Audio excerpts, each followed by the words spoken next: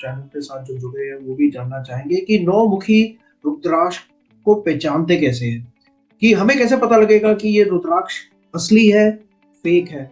ये भी मैं आपको बताना चाहूंगा कि नौमुखी रुद्राक्ष जो है कोई एक साधारण रुद्राक्ष नहीं है।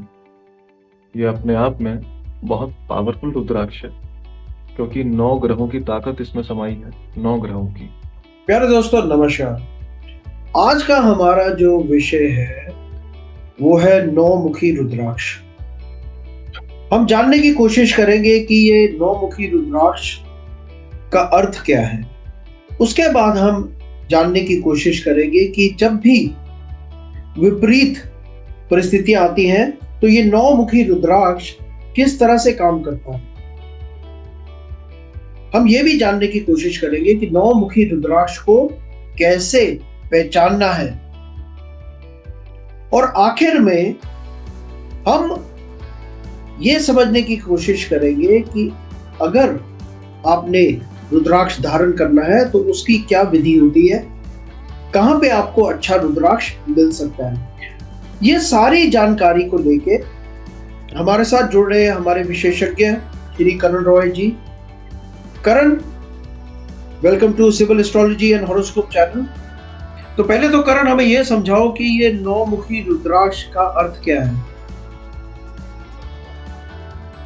सर, नौमुखी जो रुद्राक्ष है वो नव दुर्गा का स्वरूप है।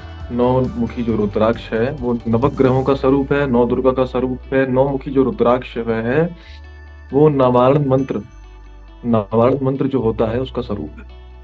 9 मुखी रुद्राक्ष जाप के लिए, जाप साधना के लिए जो भी साधक लोग हैं या जो भी लोग ग्रहों का मंत्र जाप पढ़ते हैं, बीज मंत्र जाप पढ़ते हैं या और भी वैदिक मंत्र जाप पढ़ते हैं, उसके अंदर 9 मुखी रुद्राक्ष जो है बहुत अहम भूमिका निभाता है अपनी। वो केतु के लिए ही माना गया है। 9 मुखी जो रुद्राक्ष है वो प्रमुख रूप से देखा जाए, देयर इज नो डाउट, इस चीज को हम जो है जुगला बिल्कुल नहीं सकते कि 9 मुखी जो रुद्राक्ष है वो केतु का प्रतीक है। केतु के लिए बहुत प्रभावी माना जाता है 9 मुखी रुद्राक्ष। 9 मुखी जो रुद्राक्ष है, क्योंकि हमारे जीवन में विपरीत परिस्थितियां आती हैं, हम सभी के जीवन में कुछ ना कुछ विपरीत परिस्थितियां आती हैं, हम उसका सामना करते हैं। लेकिन कुछ लोग सामना कर पाते हैं, कुछ नहीं कर पाते। तो जो लोग नहीं कर पाते उनकी कुंडली में केतु की स्थिति बेहद खराब होती है। आप जरा गौर करिएगा कि आज के जनरेशन में, आज की मॉडर्न सोसाइटी के अंदर, जहाँ एक परिवर्तनशील इस कदर इतनी तीव्र गति से जिन चीजों को लेकर भिन्न भिन्न रूप से परिवर्तन हो रहे हैं, तो आज के समय में उस व्यक्ति का सरवाइव करना तो बड़ा मुश्किल है, उस व्यक्ति का परिस्थिति में ढलना तो बड़ा मुश्किल है जिसकी कुंडली में केतु कमजोर हो। तो उस अवस्था के अंदर यदि ऐसा व्यक्ति 9 मुखी रुद्राक्ष की सिंगल बीट यानी कि सिंगल 9 मुखी रुद्राक्ष धारण करता है, तो उस अवस्था में उसके लिए वो बेहद कारगर सिद्ध होता है। उसकी अपनी खुद की विशेषताएं हैं, उसकी अपनी खुद की पावर्स हैं रुद्राक्ष की, 9 मुखी रुद्राक्ष की। क्योंकि जब इसको केतु के लिए जो है इस्तेमाल, केतु के लिए उपयोग इसको बताया गया है, तो उसकी भी अपनी कुछ प्रमुख विशेषताएं हैं। वो सबसे पहली विशेषता ये है कि जब केतु व्यक्ति को एकाग्रता, केतु व्यक्ति के अंदर विवेकशीलता भंग कर देता है, व्यक्ति बिना किसी चीज का गहन रिसर्च करे जो मन में आया सो बोल देता है, जिसके चलते उससे बड़ा भारी नुकसान उठाना पड़ता है अपने जीवन काल के अंदर। केतु यदि कुंडली के अंदर खराब स्थिति के अंदर हो तो व्यक्ति के जीवन में ऐसी ऐसी समस्याएं खड़ी हो जाती हैं कि उन समस्याओं को समझना तो बहुत दूर की बात है, वो उस समस्याओं को सामने वाले को अपनी अनुभूति जो वो महसूस कर रहा है, जिन जिन चीजों से वो गुजर रहा है, वो उसको समझा भी नहीं सकता। ऐसी ऐसी समस्या खड़ी हो जाती है केतु के कुंडली में कमजोर होने से। लेकिन यदि अगर ऐसा व्यक्ति 9 मुखी रुद्राक्ष धारण करता है तो उसके लिए बहुत बहुत प्रभावी सिद्ध होता है, क्योंकि 9 मुखी रुद्राक्ष केवल केतु को ही नहीं, मैं बताना चाहूंगा सभी दर्शकों को इस चैनल के माध्यम से, 9 मुखी जो रुद्राक्ष है वो 9 ग्रहों का प्रतीक माना गया है। 9 मुखी जो रुद्राक्ष है वो नव दुर्गा का प्रतीक माना गया है। 9 मुखी जो रुद्राक्ष है वो नावारण मंत्र का प्रतीक है। अगर यदि जिसकी कुंडली में केतु पीड़ित हो या किसकी कुंडली में केतु पीड़ित ना हो या अन्य ग्रहों से समस्या खड़ी हो रही हो, ऐसी स्थिति के अंदर यदि व्यक्ति नौमुखी रुद्राक्ष धारण करता है तो उसको उस ग्रहों की जो उस ग्रहों से संबंधित जो भी समस्याएं हैं, जो भी जीवन काल में जिन जिन समस्याओं को लेकर वो एक लंबे समय से पीड़ित है, उनसे कई हद तक उसको निजात मिलती है, कई हद तक उसको जो है आराम मिलता है, कई हद तक उसको उन चीजों से मेंटल रिलीफ मिलता है। पहले तो हमें करण, आप ये भी समझाओ कि आपने बहुत बढ़िया बताया कि जो है इसके फायदे क्या है। आपने ये बताया कि क्या नौ मुखी रुद्राक्ष होता क्या है, क्योंकि अक्सर हम रुद्राक्ष कोई बोल देता है पहनने को, लेकिन हमें हमें जानकारी नहीं होती है कि उसका क्या फायदा है और वो क्यों। क्योंकि रुद्राक्ष तो देखो अलग अलग तरह के होते हैं, 5 मुखी होता है, 4 मुखी होता है, अलग अलग तरह के रुद्राक्ष होते हैं। पर 9 मुखी के ऊपर आज हम डिस्कस कर रहे हैं, तो आपने बहुत बढ़िया बताया कि इसके जो फायदे क्या है। मेरे को एक और चीज जो समझनी है आपसे, और ये मैं जानता हूँ कि हमारे सारे दर्शक हमारे सिविल एस्ट्रोलॉजी और गुरु चैनल के साथ जो जुड़े हैं वो भी जानना चाहेंगे कि 9 मुखी रुद्राक्ष को पहचानते कैसे हैं, कि हमें कैसे पता लगेगा कि ये रुद्राक्ष असली है, फेक है। कई बार हमें सुनने को मिलता है कि आप नेपाल का रुद्राक्ष लीजिए, वो असली होता है, इंडोनेशिया से जो रुद्राक्ष आता है वो फेक होता है। क्या इसमें कोई सच्चाई है या सिर्फ बातें ही हैं? बिल्कुल सही कहा सर आपने, बिल्कुल सही कहा आपने, देयर इज नो डाउट।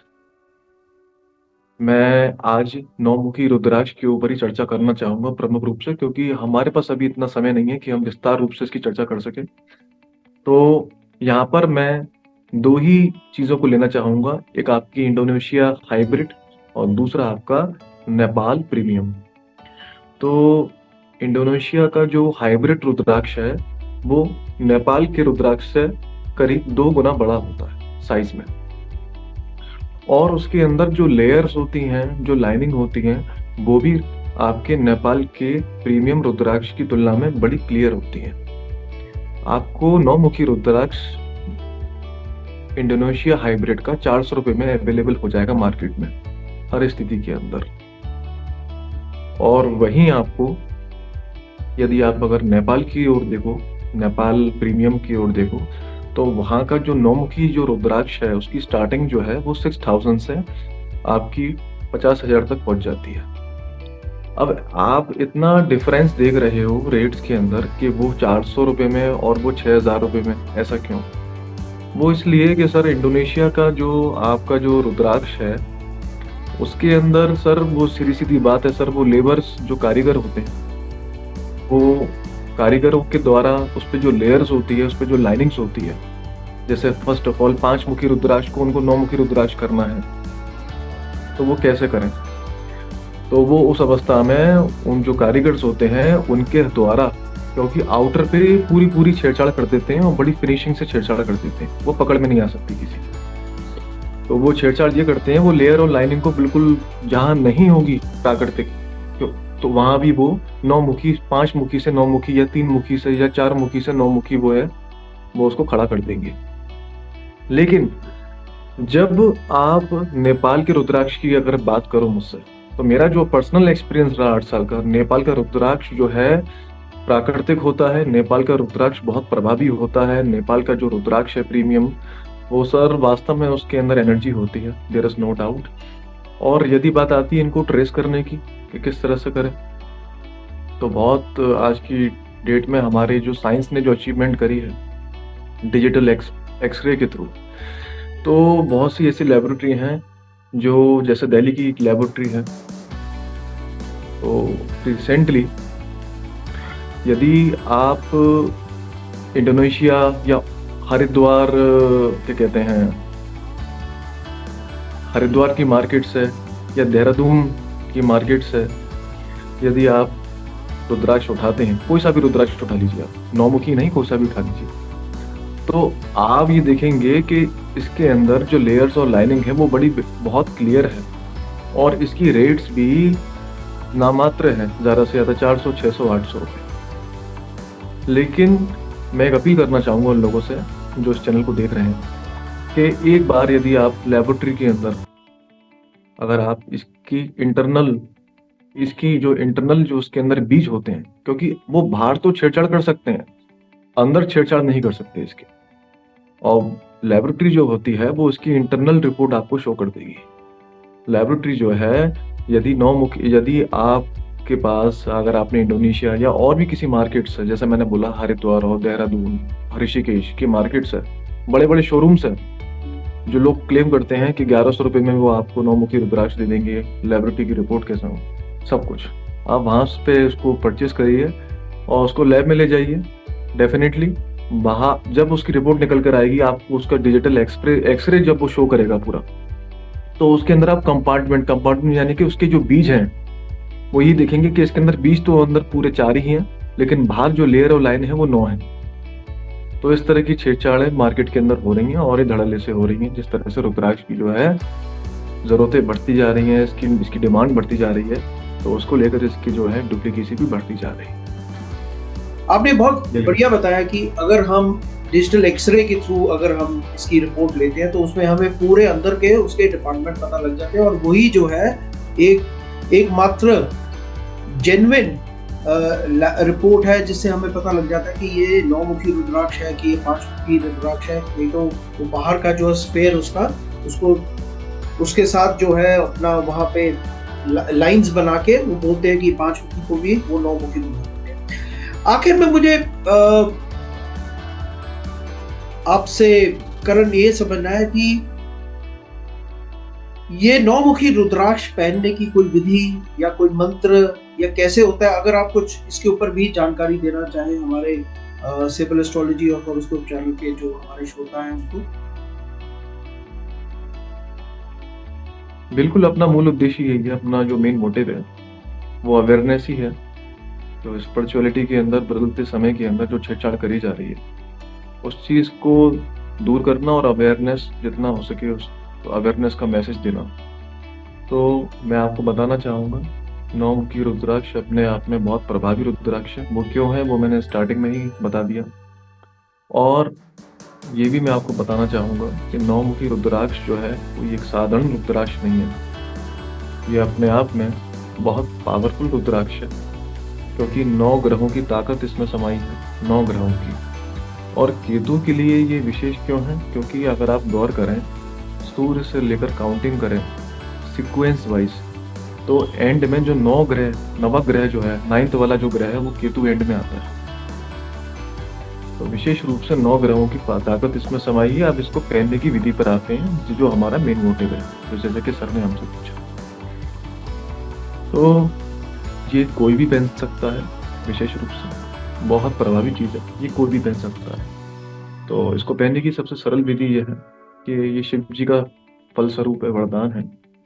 आप इसको मंडे के दिन, सोमवार के दिन रात्रि के समय इसको एक बाउल में, कोई आपके पास कोई ऐसा स्टील का कोई बाउल हो या पूजा का कोई ऐसी थोड़ी कटोरी हो आपके पास, उसमें इसको रखिए शहद भर के। शहद भी कम से कम इतनी कि उसमें ये डूबा रहे। और मॉर्निंग के टाइम इसमें गंगा जल थोड़ा सा मिलाकर, जब आप इसको धारण करने से पहले ओम नमः शिवाय का विस्तार पूर्वक शांति से एकांत में इसका जाप करिए 108 बार और इसको धारण कर लीजिए। अब धारण कैसे करा जाए, किस मेटल में करा जाए, एक प्रश्न ये भी खड़ा होता है। केवल प्रश्न ये जान लेना कि इसको किस तरह से पहनना है ये सफिशिएंट नहीं होगा, ये फिर जिज्ञासा अधूरी ही रह जाएगी। तो सबसे पहले तो मैं लोगों से अपील करना चाहूंगा कि इसको गोल्ड में कोटेड करवाकर नहीं कर सकते, जो गोल्ड को एफोर्ड नहीं कर सकते वो सिल्वर में इसको कोटेड करवाकर इसको धारण करें। तीसरा कोई ऑप्शन नहीं होता, क्योंकि यदि आप इसको मेटल में धारण करेंगे तो मेटल की अपना कोई गुण नहीं है, अपनी कोई विशेषताएं नहीं है उसकी, तो उसमें रुद्राक्ष काम नहीं कर सकता। ये काम करेगा तो केवल गोल्ड और सिल्वर। तो दो में से कोई एक मेटल आप चुने तो वो ज़्यादा अफोर्डेबल, मैं समझता हूँ कि वो ज़्यादा प्रभावी होगा। अगर आपको ये वीडियो अच्छा लगा है तो आप प्लीज हमारे चैनल को सब्सक्राइब करिए, इस वीडियो को शेयर करिए। बहुत जल्द हम करण रॉय से फिर जुड़ेंगे, किसी नए विषय के ऊपर हम जानकारी लेंगे। Thank you Karan for today's video. Have a nice day.